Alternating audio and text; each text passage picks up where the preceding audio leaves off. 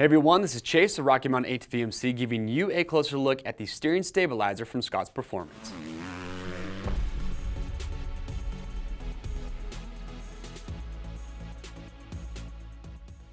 All right everyone, thanks for checking in. Today we're giving you a closer look at the steering stabilizer from Scott's Performance. So Scott's Performance, these guys have been around for a while. They make super high quality components. They're all made right here in the USA. We've got a lot of riders that run their steering stabilizers. They love them. And if you look at the product page, you read rider reviews, you've got a lot of really positive feedback on there. Now, a steering stabilizer is a very popular upgrade that a lot of riders like to make. Whether you're a dirt bike guy, dual sport riding, adventure riding, it can benefit a lot of different disciplines. And ultimately, the big benefit that these will give you is it helps give more stability to the rider. So if that is something that you are searching for, a steering stabilizer is a really good route to take. Now, if you're not too familiar with the stabilizer, or you could hear it called a steering damper, let's talk about it. Now, there's really a couple main things that these do, and first and foremost, these will give you more stability at higher speeds. So if you're blasting through the desert at high speeds and you're going through some rough, choppy terrain, this will help out. I'm sure a lot of you experience that sensation called head shake.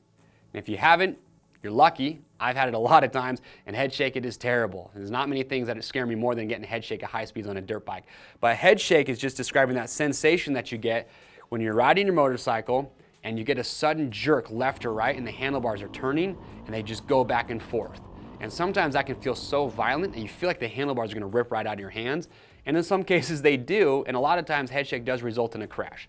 A steering stabilizer helps combat that by slowing that movement down. So if you're going at high speed through the desert and your front tire deflects off a rock or whatever it might be, and that sudden jerking movement that will cause head shake, a steering stabilizer will help slow down that movement so you can maintain more control and help get your handlebars back to center. That's really the biggest benefit that you're getting with one of these. Now, keep in mind though that head shake can be caused from poor suspension setup, so that's always something that you want to be mindful of. But in a lot of cases, when you're going through that type of terrain, you're pushing the limits, so you're just going to get head shake. Especially with now modern bikes, the head angles on bikes are a little bit steeper to help them corner better, and you can sacrifice a little bit of stability in those cases.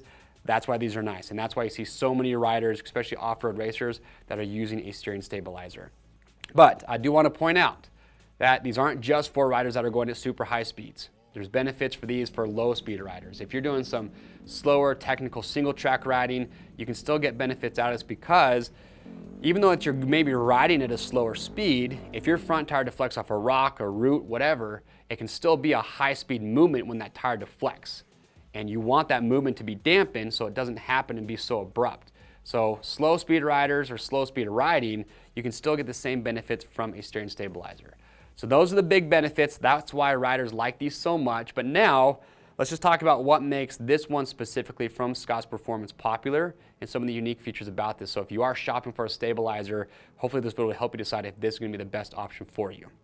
So here's what I like about the Scott's Performance.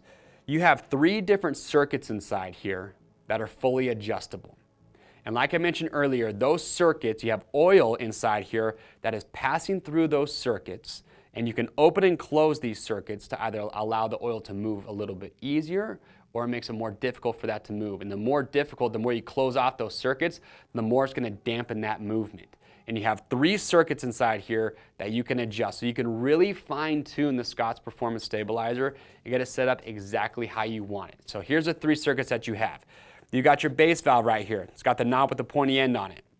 This is going to be more for your low speed movements. And when I'm talking about low speed, I'm talking about you're getting on the motorcycle and you're just sitting there and you're turning the handlebars with your own strength.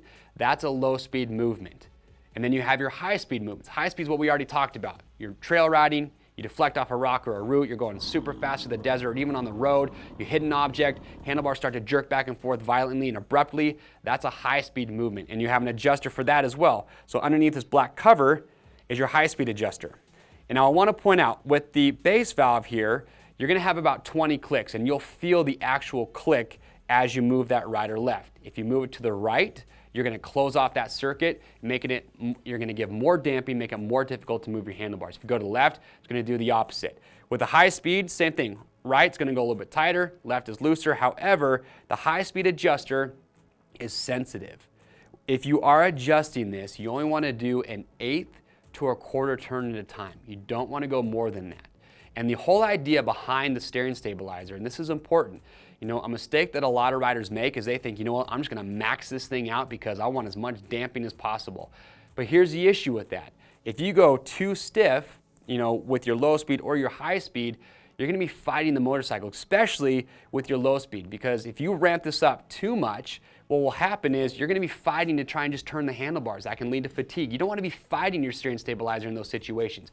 You want to be able to move the handlebars, but you still want it to, you know, to do its job. In other words, when you do get that high-speed deflection, it'll absorb that. So what's cool is you get this set up exactly how you want it. My recommendation, you know, right out of the box, it will come set with some preset settings.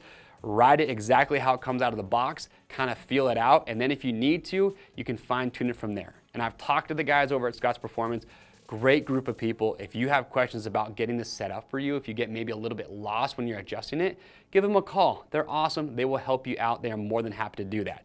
So you've got your low speed, you've got your high speed adjuster. Now here's what's unique too, is you have a sweep adjustment.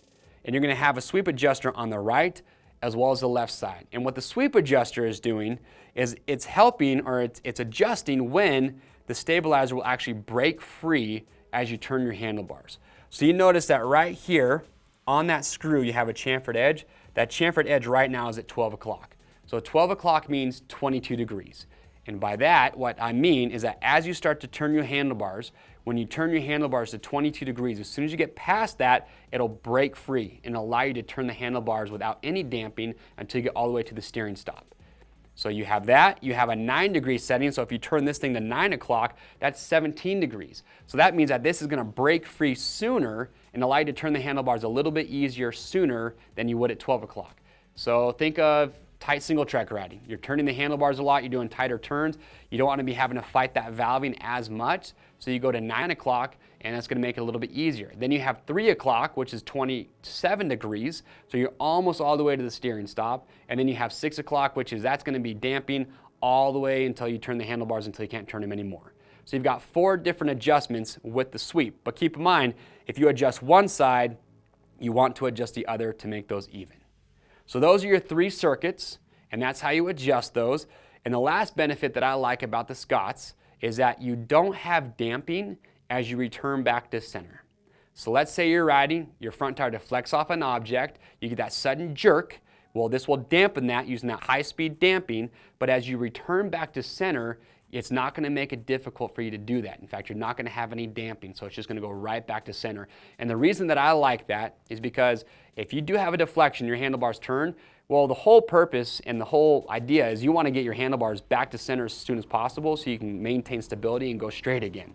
So it's nice that it'll dampen, but then allow you to go back to center a little bit easier. And also what I like about that too is that if you are doing some more technical riding, you know, you might have a little bit of damping as you turn, but you won't be fighting that as you go back to center. So for me, I think that'll just result in less rider fatigue. Now, as far as maintenance goes, because you do have oil inside here, you do want to service these. Now, talking to the guys over at Scott's, they actually said about every 3,000 to 4,000 miles, you want to be inspecting the oil and make sure that it's good. And what's nice though is that you can actually service this from your own home. You can put new oil in here yourself, or like I mentioned, you can send it off to Scott's. They will, you know, service it for you, and then they'll send it right back to you. So you have that option. So that's it. Those are the benefits of the steering stabilizer from Scott's Performance. I know I just covered a lot, but a little recap, and then we'll talk about mounting here. You've got 3 circuits that have oil passing through those. You can open and close those circuits. You control how much damping you want, whether it's the low speed, the high speed, or those sweeps. And once you get that fine tune, you are ready to rock and roll. Now, as far as your mounting goes, there's a couple options here. You have a sub mount option.